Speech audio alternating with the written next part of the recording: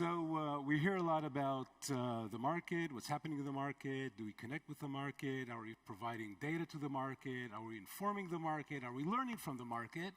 And I think one of the questions that need to be asked, especially in the context of retail, is what is actually happening in the market. So what I would like to do, we're talking a lot about the consumers and demand. I want to talk a little bit about what is happening in a kind of a data-driven, centered way of looking at it. And the way I'm going to approach this, I'm going to start from the very top of the American jewelry market and do a deep dive and try to look at a couple of numbers, maybe enlighten you a little bit. If among you there are those that think the data is kind of interesting but not that useful, maybe I will be able to change your minds a little bit. So let's take a look at our numbers. So this is, the idea is to give you a perspective. Let's take a look at the first element. U.S. jewelry market, all jewelry, regardless of what it is, how do you define jewelry, saw a unusual leap in 2021. We know why. There's a lot of pent-up demand. Bridal was a very big element in that.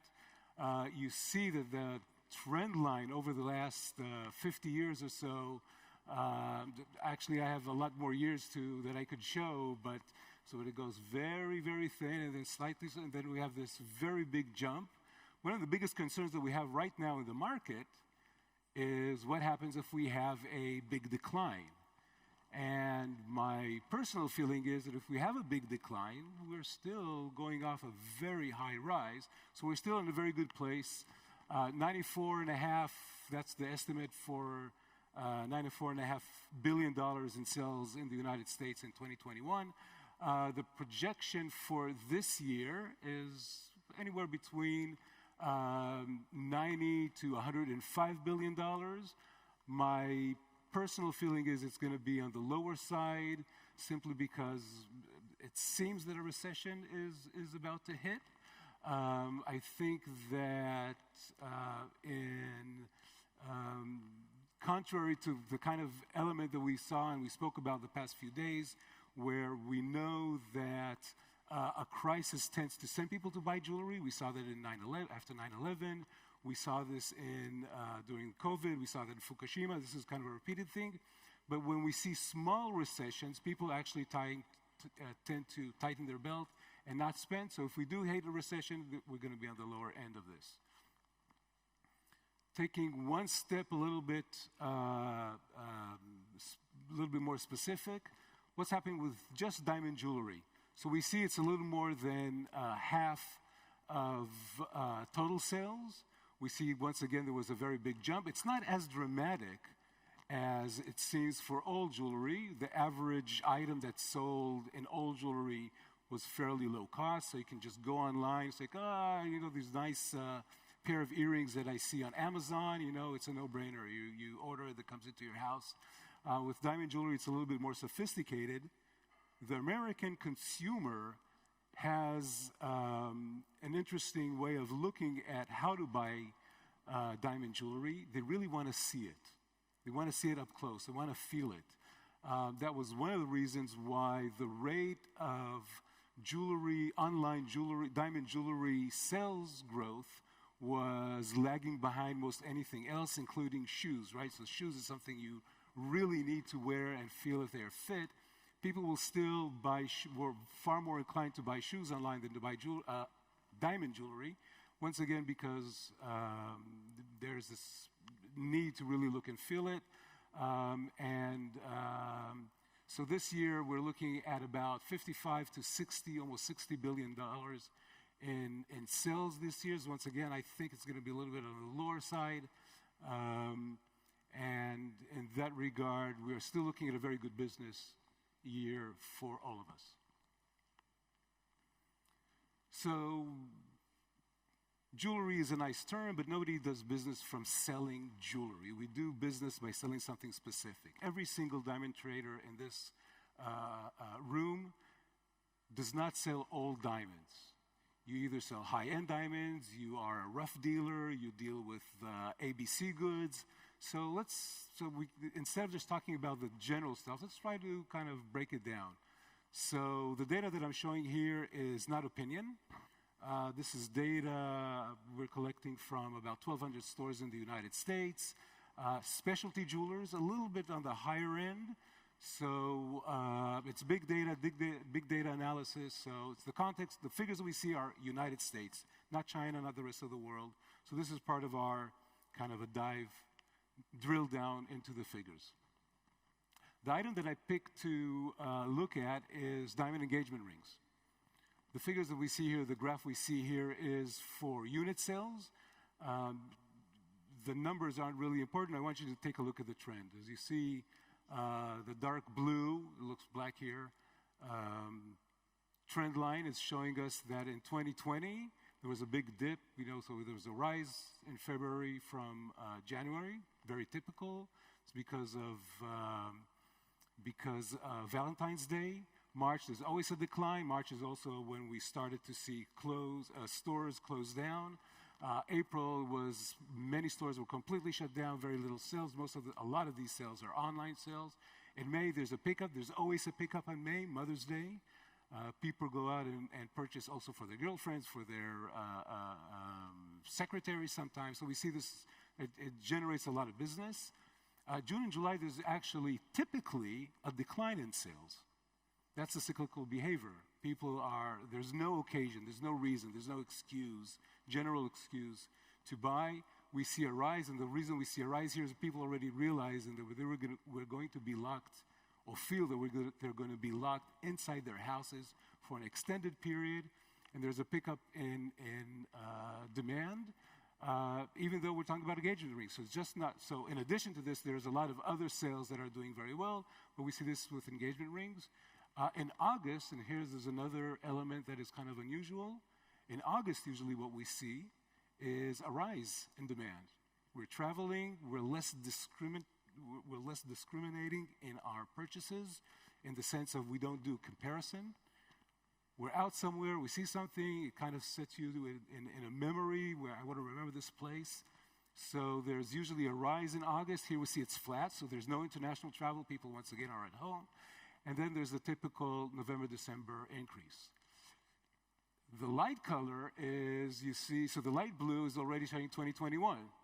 So whatever we lost in business, and we lost about $400 million in sales just during that March-April period.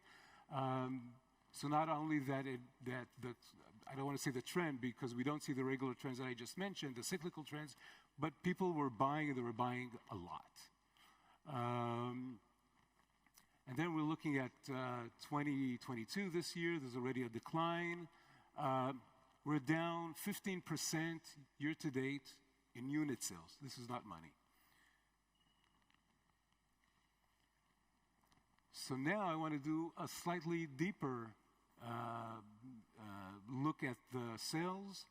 What we see here is what happens if we look at diamonds as a kind of a universe that includes two types of diamonds, natural diamonds and lab-grown diamonds. So what we saw before, let me go back for a moment. It does not go back. Here we go. So what we see here is both natural and lab-grown. Here we're only looking at natural. So if everything went down 15% and this went down by 20%, that's telling us, first of all, that there's a lot less demand for diamond jewelry. The other trends look kind of similar. We see a rise in February, which is kind of returning to the cyclical behavior. In May, we do not see a rise, which is kind of a disturbing thing. And then June, July, August. June and July, we can say we're going back to the usual trend. Another way of looking at this is saying maybe there's another thing, and we're looking actually at a possible change in direction. And the way to measure it is by August, because we do not see a rise in August, because we know people are already traveling. I know travel is a lot more expensive, so there's a barrier there. But if you're not traveling and you're at home and you're stuck and you have budget for what we call travel money, people are not spending it on engagement rings. I can tell you that in general, we see this in jewelry overall. There was a decline. So we are starting to see, at least in the diamond industry, the first sign of a recession. So if you're a diamond trader and you're buying a lot more rough, or you're thinking, I have a good proposition to sell some rough and I don't know if I should or not, maybe the answer is yes. You don't want to get stuck with inventory.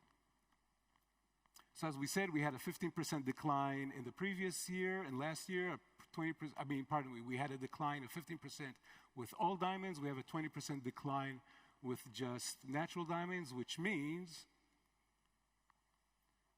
that lab-grown diamonds are rising like crazy. 78% year to date. So all of the units that were sold, they were sold almost double, close to double more than the previous year. The previous year was a fantastic year for everything in jewelry. So lab-grown diamonds are definitely having a moment. There's another element here that I think we should think about. We heard from Bruce yesterday and a couple of other of the panelists talking about the fact that there's room for lab-grown. It's not competing with us. It's not competing with natural diamonds. And in addition to that, it's kind of the lower-end thing, right? That was the whole idea of Lightbox. Why did De Beers introduce Lightbox? One of the reasons was to create disruption. And that disruption was, let's just say that this thing is very low cost. There was somebody in 2018 at JCK in one of the Lightbox presentations that blurted out, it was corrected later, that it's okay if you go to the beach with those earrings and you lose one earring so you can go out and buy another one. So this is a bad message. That's not the kind of thing you want to say as a retailer. But that was the psychology. It's okay if you lose it. It's not that valuable. It's not that important. That is the mindset, right, in De Beers. And among many others. So there's a whole question on diamonds. Do they retain their value? Is the value important? What's the meaning of value? Are we talking about dollar value? Are we talking about emotional value? Historical, family values? I'm not joking about family values. This is something, this is something I can pass on to other generations. But more than anything else, what we're seeing here is that lab-grown is becoming a big part of bridal. Now, bridal is a completely different story when we talk about diamonds. First of all, it's about 50%. David said the numbers are a little bit lower. From my data, it's around 50% of jewelry sales, diamond jewelry sales in the United States. So it's about a quarter of jewelry sales altogether, right, in the United States. And this is the bread and butter of our industry. So what we're seeing here is that lab-grown is all of a sudden capturing a very large market share. But how large is that market share? I mean, it's important. If I'm in the industry and I'm kind of contemplating, maybe I should set aside some money in my business to actually check out this alternative option. So let's take a look at what happens when I compare the two together. Top line is natural diamonds, top line is engagement rings set with lab-grown diamonds. The bottom line is lab-grown. And so you see there's a large distance between the two. But if we look at, I want to direct your attention to this part over here. So you see that the gap, it's much smaller than the gap over here. This is just a year's difference. Look what happens here. So let's put this in numbers. 20.6% by unit, once again, of sales in 2020. So we don't see 2020 in the graph, but we see 2020 here as a number. 2.6% of diamond engagement rings sales in the United States were lab-grown. Last year, it was 6%. So more than double. Year to date, we're already at 10%. And I'll make a guess, not a forecast. By the end of the year, that number will be higher.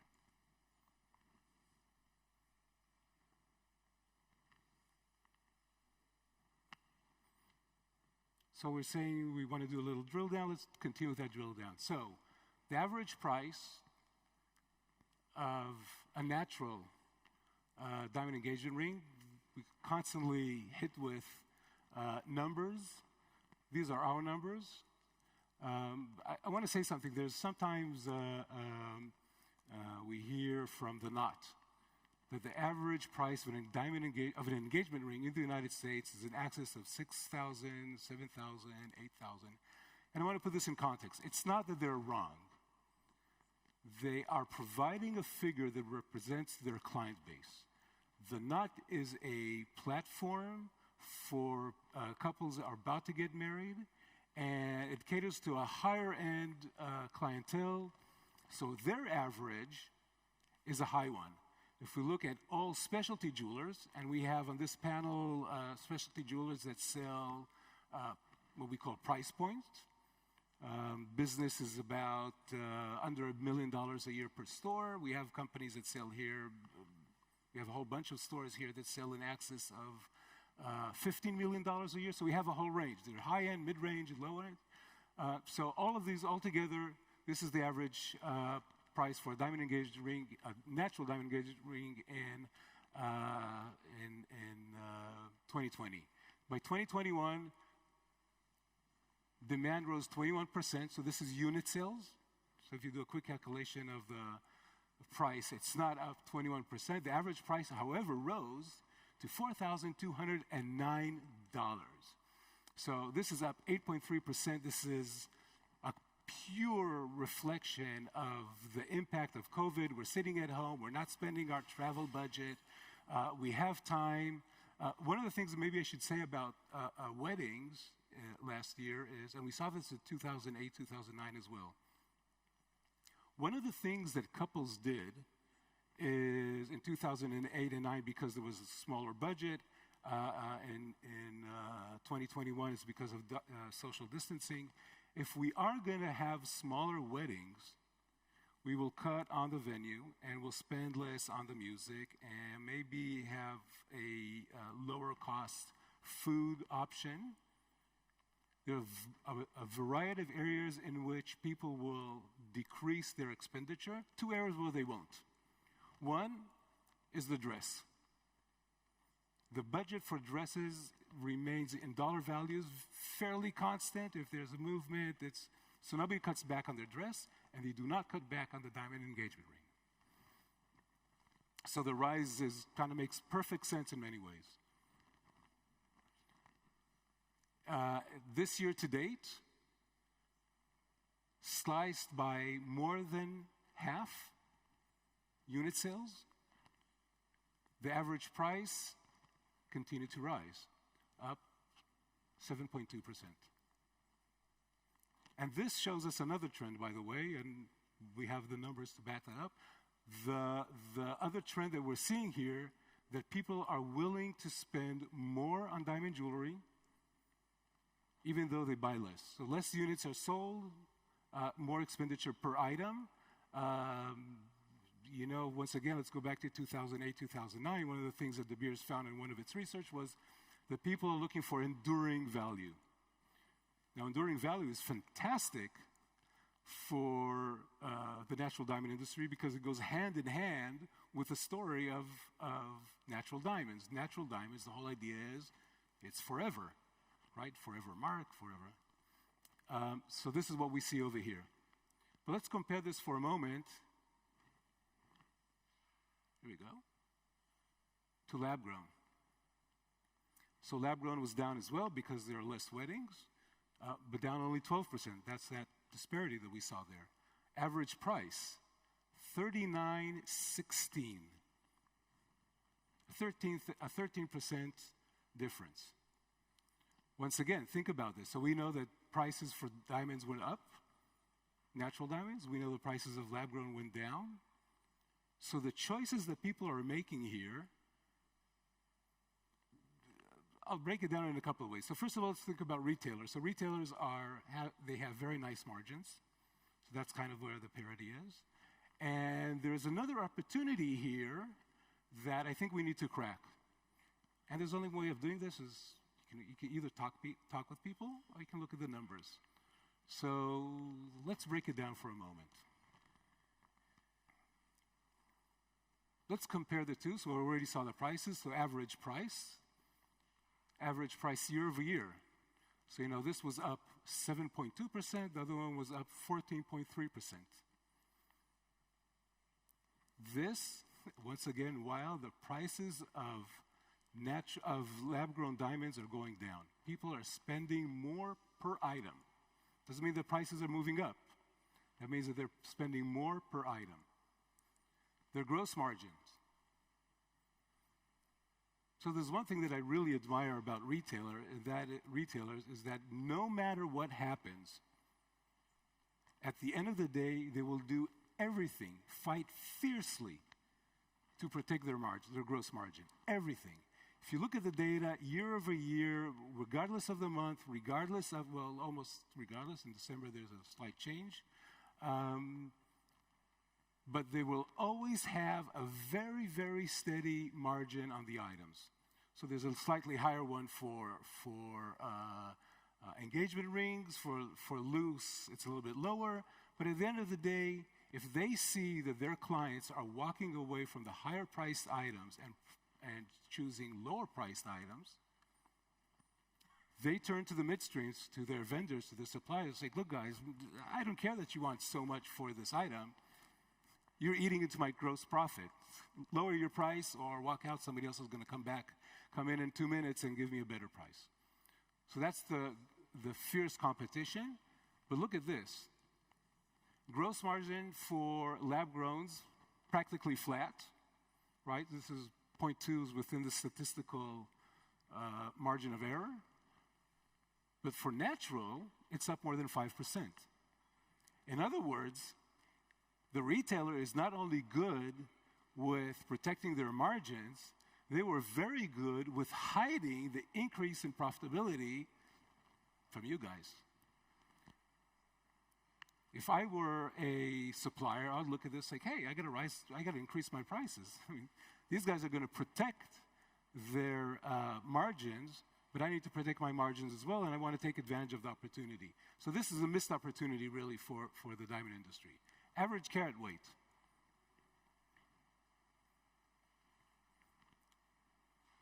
If you ask any retailer in the world, what's the average carat weight that they sell in a diamond engagement ring, they will tell you it's a 1 carat stone. It's not the case. It's smaller. So you see it's 0.84. For lab grown, it's much larger. So if we're asking ourselves, how is it possible the lab grown has this kind of trajectory in price and loose and the different trajectory in other things, they're going for bigger diamonds. And this completely discloses that. So while prices of diamonds, and natural diamonds, went up, consumers responded by going for smaller diamonds. They have their budget. I'm going to go and buy an item for $4,500, and if that means that I need a smaller diamond in order to meet my budget, that's what I'll do. So this is the impact. This is literally the straight impact of the increase of natural polished diamond prices. On the other hand, lab-grown prices are going down, and this is the opportunity for the consumer. I can get a larger diamond, and I'll tell you another thing that doesn't appear here. Not only are they going to get a larger diamond, they're going to get a nicer diamond in terms of characteristics. They're going to have, in a natural diamond, the average is about, is a typical American good. GHI colors, SI1, SI2, clarity. For lab grown, it's VS clarity. And colors are slightly higher. But the fact that they're going for a VS has two components to it. One, I have the budget. Why not take advantage of it? And that actually brings me to another interesting point. So the point is this. Up until 2021, when we looked at what people are buying in terms of color, clarity, shape, and size, and compared lab-grown, so not what you're keeping in the store, not what the market is supplying, they're literally what consumers are buying, and you compared the two, lab-grown and natural, what we saw that the American people bought the same goods in terms of characteristics. So in other words, you came with your budget, let's say $3,000, and you walked into the store, and the salesman said, well, you can buy this one item, and this is what you'll get for your hard-earned money. Or you can go with this alternative that will cost you a little bit less. I'll give you a third option. You can go with the same budget and have something a little bit nicer. Up until the pandemic, what happened was the people decided to pocket the difference. So I walked in, I could spend $3,500, instead I'll spend $32, whatever it was. They bought the same, pocketed the difference, same for less. And during the pandemic, we saw a change in behavior. And it actually started with earrings. At some point, we started to see that there was a jump in earring sales. And then we identified that it was stud earrings. And then we wanted to take a look and have a little closer look at what is it about these stud earrings. Unfortunately, I don't have the figures with me here, but I can tell you off the top of my head that there was a very clear moment where all of a sudden, stud earrings set with lab-grown diamonds started to get a lot bigger, a lot bigger. And there's a simple reason for that. That was the Zoom era. So if people are looking at me from the shoulders up, and this is all they see, where's my camera? This is all they see, right?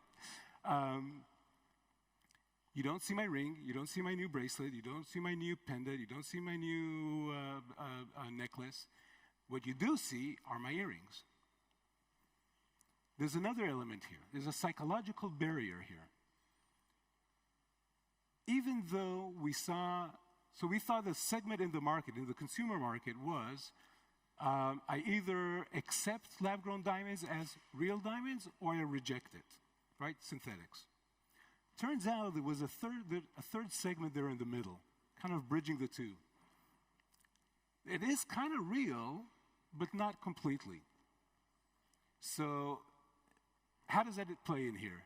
And the answer is that what we saw was people were saying, okay, there's a screen, there's a camera, and people are not really seeing it in front of me. So maybe I can try this other thing and see if people tell if it's a real diamond or not.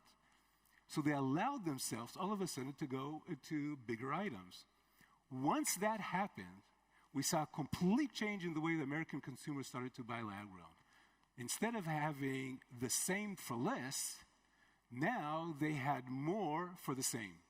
In other words, what happened was that the American consumer said, you know what, here's my budget, $3,500, no problem at all. Instead of giving me a smaller diamond, give me a bigger diamond. Instead of giving me a SI clarity, give me a VS clarity. Instead of getting a H diamond, give me an F color diamond. They're adapting and adopting lab-grown jewelry. So this explains why the 4.9 figure is, why the lab-grown size is higher and the natural is lower. This change in psychological perception is essential in understanding how this market is behaving. Total value of sales year over year. So units are down by a half. Not surprising that dollar value of our panel is down by almost a half. Lab-grown flat. Lab-grown flat, why? Because I'm spending more money, but in something that its price is coming down, so there's an interplay there with the average value, et cetera. This is the outcome. Market share. Year to date, 89.5 by unit sales, 90% in dollar value.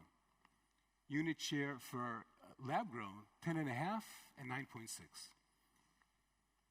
So this is about 90, this is about 10%. We saw the numbers from the previous years.